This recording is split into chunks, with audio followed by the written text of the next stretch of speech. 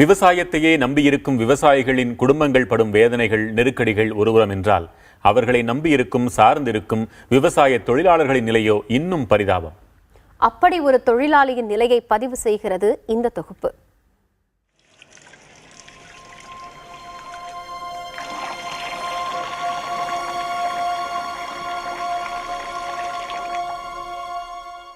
வீட்டின் ஒரு பகுதியை கூட முழுமையாக மறைக்க முடியாத மேற்கூரை, காரை பெயர்ந்த சுவர், எண்ணி ஒன்றிரண்டு பாத்திரங்கள், வீட்டின் ஒவ்வொரு அங்குலத்திலும் வெறிக்கிறது வறுமை.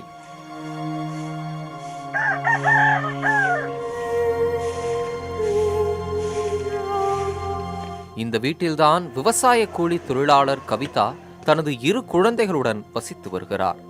விவசாய தொழிலாளியாக இருந்த கணவர் உயிரிழந்த நிலையில் இந்த பெண்ணின் நிலை மிகவும் வேதனை மிக்கதாக இருக்கிறது.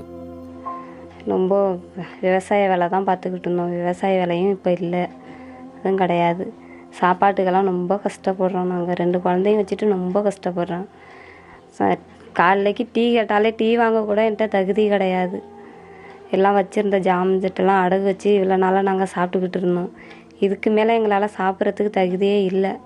ரேஷன் கடையில் அரிசி வாங்கி கொஞ்சம் கொஞ்சம் சாப்பிட்டாலும், அரை வயிற்றுக்கு சாப்பிட்டாலும் நிம்மதியாக சாப்பிட முடியல. இந்த புள்ளிகளை நினச்சி பார்த்தா கண்ணீர் கவலையமாக தான் சாப்பிட வேண்டியா இருக்குது. ரொம்ப கஷ்டப்பட்டுக்கிட்டு தான் இருக்கிறோம். கீழ்குத்தங்குடி கிராமம் முழுவதுமே இந்த நிலையில்தான் இருப்பதால் 5 ரூபாய் 10 ரூபாய் தரக்கூடிய கூலி வேலைகளுக்கு செல்வதாக கூறுகிறார் இந்த பெண். ஆனால் அவ்வளோதுக்கு தகுதி இல்லாமல் போயிடுச்சு இந்த ஊரில்.